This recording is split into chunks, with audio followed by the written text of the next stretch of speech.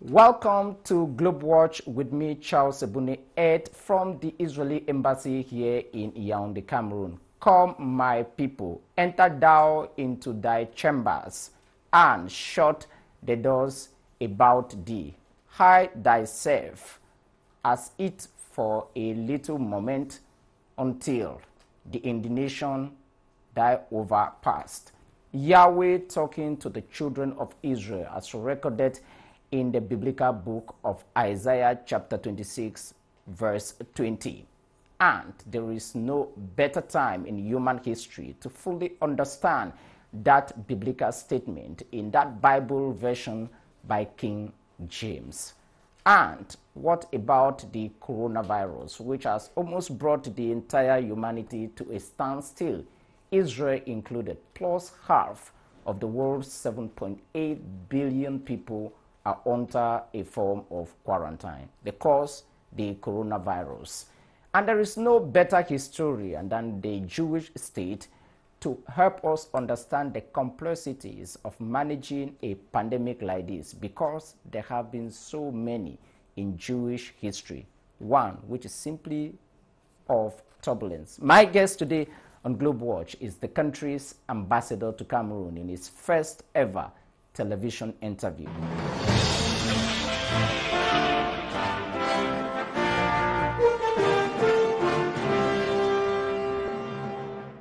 Isi YANOUKA, welcome to GLOBEWATCH. Thank you. One of the fallouts of the coronavirus, which has infected plus 2.5 billion people globally, has been a massive disruption of the celebrations of one of the key Jewish feasts, the Passover, this year. And on that day, the Jewish state issued this statement, which simply indicated that, look, we survived Pharaoh, this too shall pass. End of quote. Why such a metaphor? Then, yes, I believe the Jewish holiday of Passover, which is the equivalent of Christian Easter, is a very important date in the Jewish and the Israeli calendar, because it's a holiday that's normally celebrated within the family. And one of the measures to contain the corona epidemic in Israel was to impose a curfew, a complete curfew throughout the holiday. The main reason was to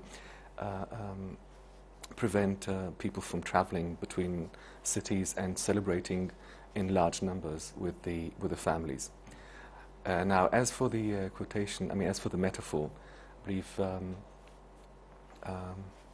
the Jewish people has, throughout the history, has a long history of suffering, of surviving pandemics, and of surviving all sorts of other difficult things. So even though this pandemic is not is something completely new and completely unexpected, but I believe that humankind and Israel, and together with our friends all over the world, we have the power and the capacity to overcome and perhaps to come out of it stronger and healthier. Sure, we understand that the Jewish people spent more than 450 years of enslavement in Egypt.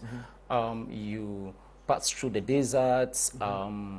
Hunger, famine, and other things. Just to hang on that, mm-hmm. the stay in Egypt of the pharaohs was like a complete destruction of the Jewish people with the plagues that befell the Egyptians because of your captivity. Mm-hmm. Is that the way you see it with Corona, which has almost kept like all Israelis in their homes? Well, that's one way of seeing it. I think the way we're looking at it now, and the way it's seen in Israel, is perhaps like the plagues described in the Bible, is something completely unknown, something that nobody knows how to deal with, that disrupts your life completely.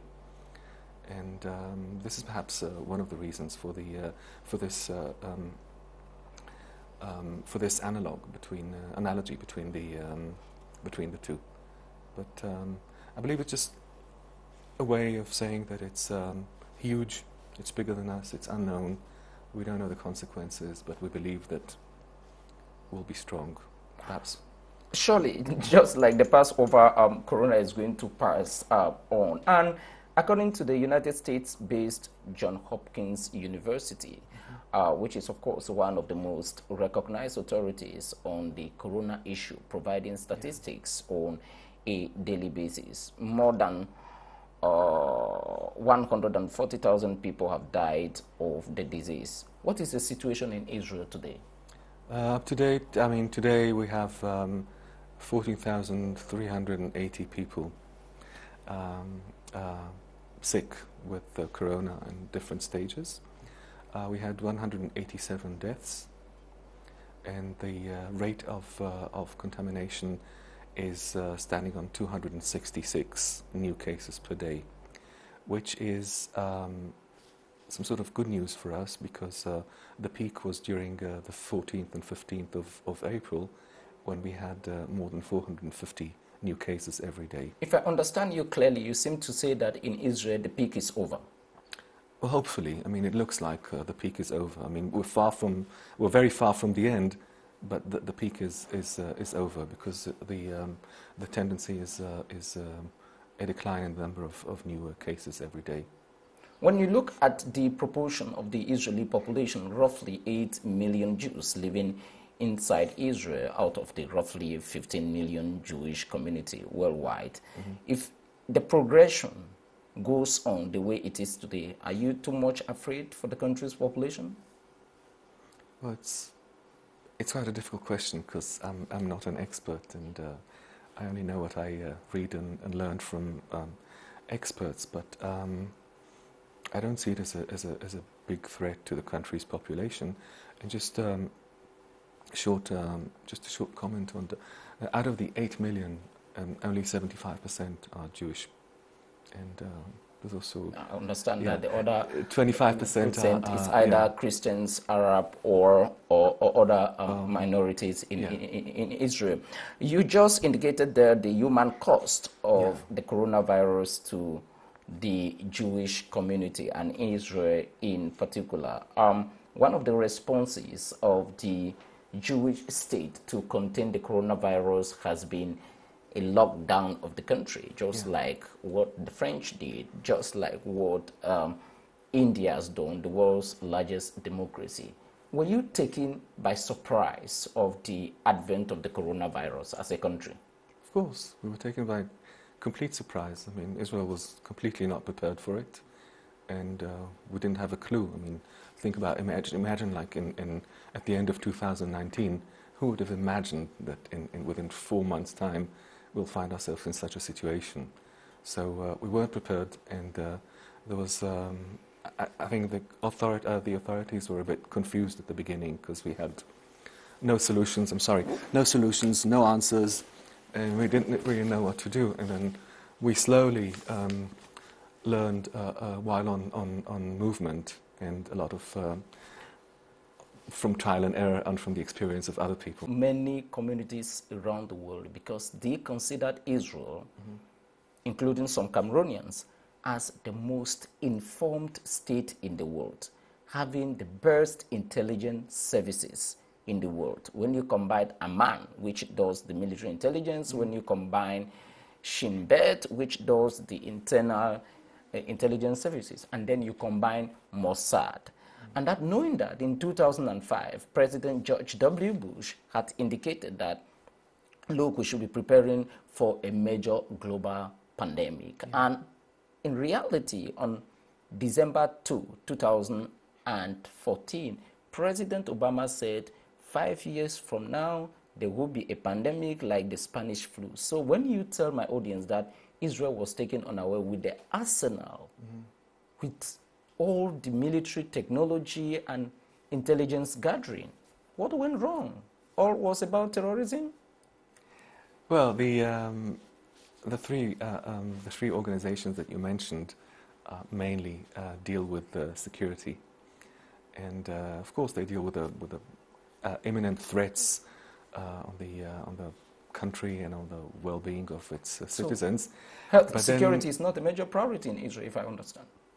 Health security is a major problem, is a major priority, but then again, it is not, a virus is not as a visible enemy like a terrorist or someone who's actually threatening you with a war. It has no boundaries, it has no shape, and it doesn't announce itself. I mean, it has no website or Facebook page where it says, yeah, I'm going to attack Israel tomorrow.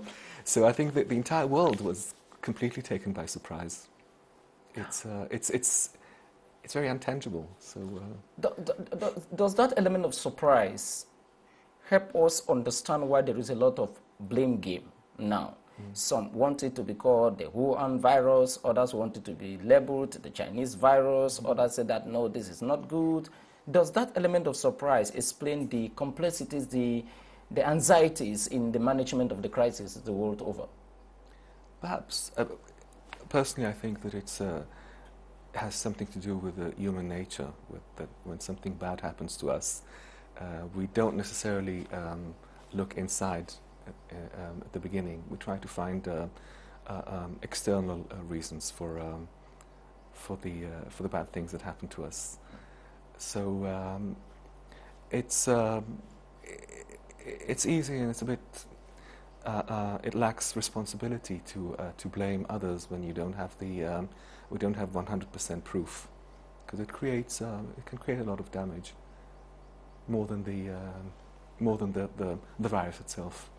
Oh, well, we just started the interview by indicating about the troubles that Israel has gone through in its history. Let us exclude the biblical plagues that we just mentioned. The years spent in the desert to reach the promised land. Is there any disease like the coronavirus which has shaken the foundations of the Jewish state like this? The economy will even shrink by -6%, according to Finance Minister Moshe Kalon. Well, in the modern history of Israel, that means since the creation of the state in 1948, there hasn't been anything similar. So it's new to us. Fortunately, it's new to us. And Israel did not exist in 1918 during the time of the Spanish influence. Zionism was just started in 1918, a year just after the Balfour Declaration. Yeah. It just started, and then of course the land that is now Israel, partly Israel, was then the land. I mean, it was Palestine, and people were living there, but there was no. It was under a British mandate. There was no independent state. You just spoke of the fact that this is the first major global health crisis affecting Israel since its creation in 1948. Any lesson already learned in its management as a country? I think it's still too early, because we're still learning, we're still licking our wounds, and trying to draw conclusions and perhaps see how we can do better in the future and what went wrong. But it's still, I think we're still too deep in it to have a clearer perspective of the full scale of what's happening to us. If I may put the map of the world in front of you, you will see that as of yesterday, roughly 208 countries are already affected by the coronavirus. That is almost the entire membership of the world's largest income-making sporting association, FIFA. The measures taken to control the disease, to manage, are almost identical. Either it is a close down, you have curfews imposed, restriction of movements, indoor management of life now. Are those measures similar in Israel? And is there anything unique in the way you apply them in your country? Well, I think those measures are similar, pretty much similar in Israel.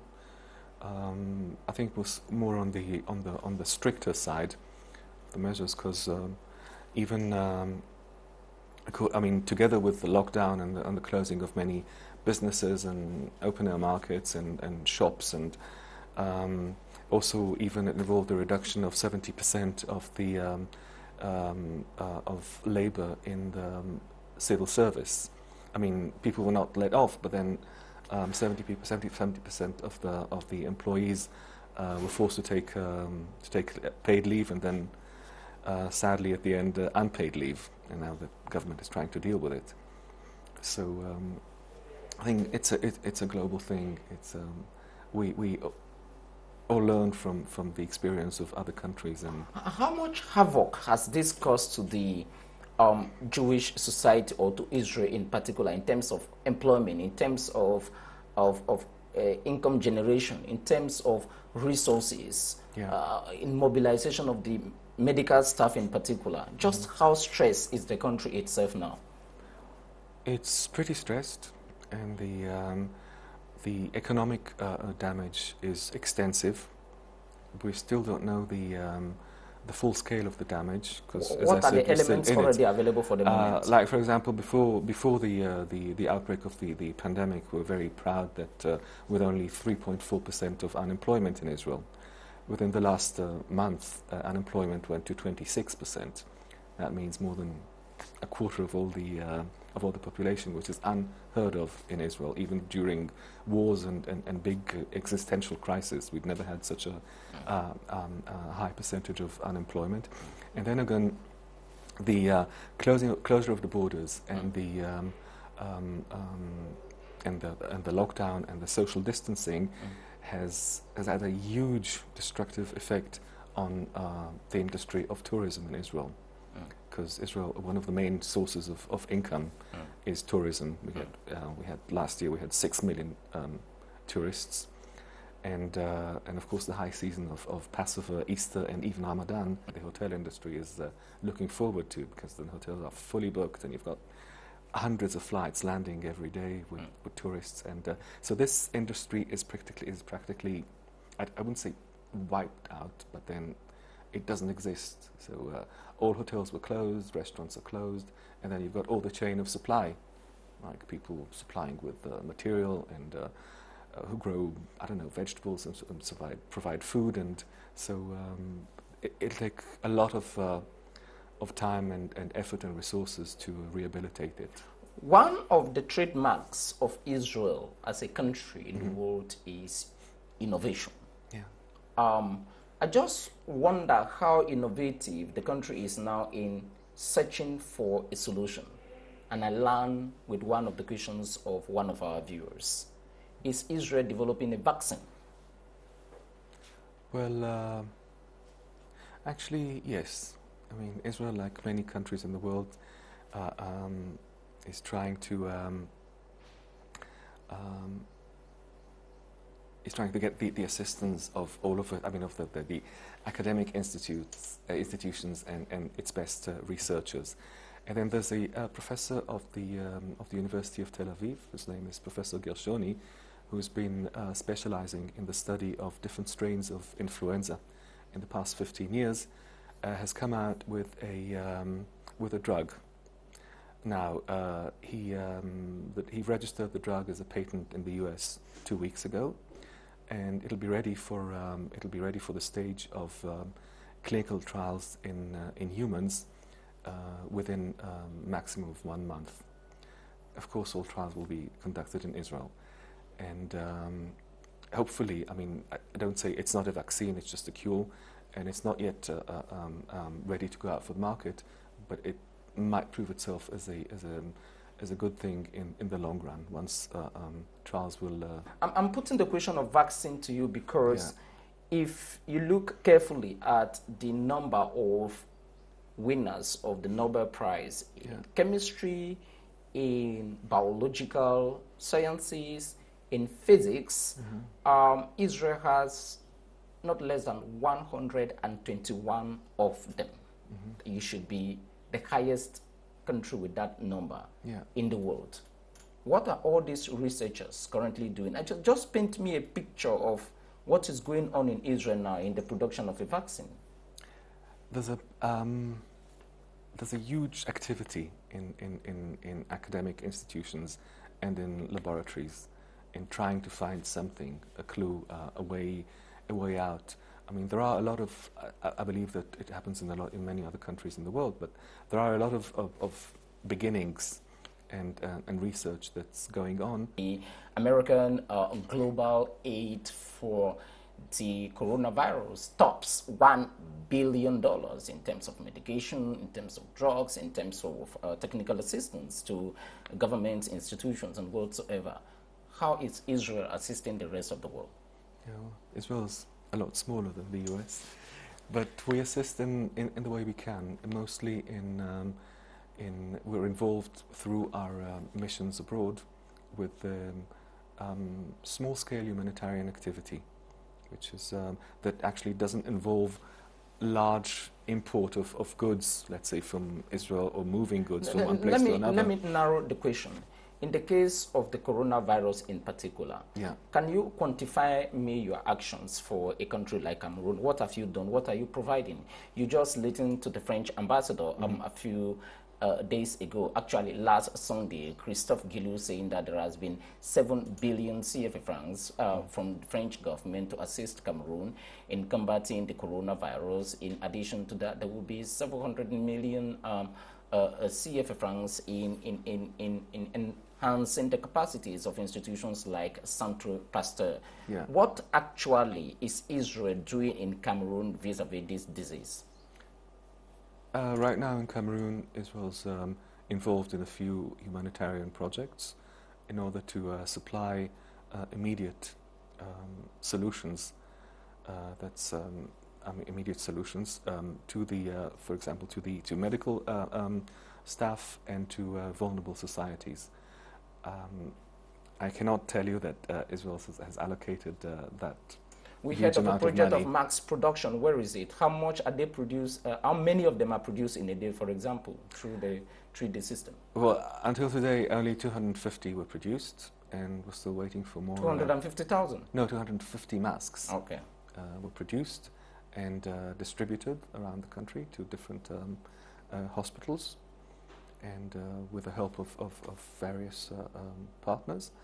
And we're hoping to produce a lot more once we gather a group of other stakeholders that will be able to take part in financing it, because it has a cost. I mean, the government of Israel has already donated the first 250, and of course the software and the know-how for free for actually printing it.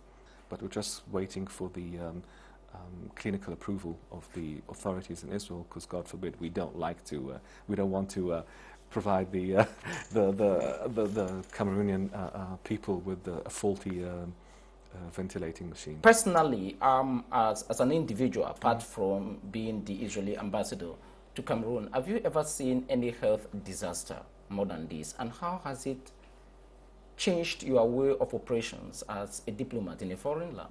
Health disaster, luckily for me, I haven't seen. I think that living in Israel and growing up in Israel, you see a lot of things that other people don't see, because sadly, since I was a kid, I think I went through at least 3 major wars in Israel, and it had its effect on our daily life. And of course, all the security threats. It's not a health catastrophe, but it's also a very challenging situation. So I think that this experience has taught me to, first of all, not to panic, and always think of a way of getting out of it in a good way. Well, you just said a way of getting out of it. Finally, you just mentioned about a vaccine or a drug which will be passing clinical trials very soon. Should we conclude the interview by saying that there is an horizon of hope in the midst of this health turbulence? I'd cautiously say that there is a horizon, because I'm sure that, like Israeli scientists all over the world are very busy trying to find either a cure or a vaccine. And then again, one other thing that really gives me a lot of hope and optimism is the way the world is sort of has united in a fight against this pandemic. And you can see the good sides of humanity right now, and the way countries help each other. And this also gives a lot of hope. So if you ask me, and yes, there is in my unprofessional opinion, there is a horizon. The Israeli ambassador to Cameroon, YANOUKA, thank you very much indeed. This is your first television interview ever since you returned to Cameroon in another capacity this time as ambassador. For my audience, he was here roughly 20 years ago as deputy head of mission. Yeah. What have you seen which has changed? Have you seen any changes in Cameroon after that? Well, of course. I mean, nothing stays the same after 20 years. I mean, look at me. I mean, I was younger, I had hair, I was thinner.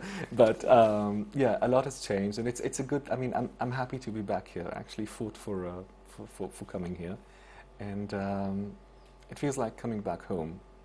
So I mean, home and family. I mean, with its good sides and less good sides, but it's a very good feeling being back here.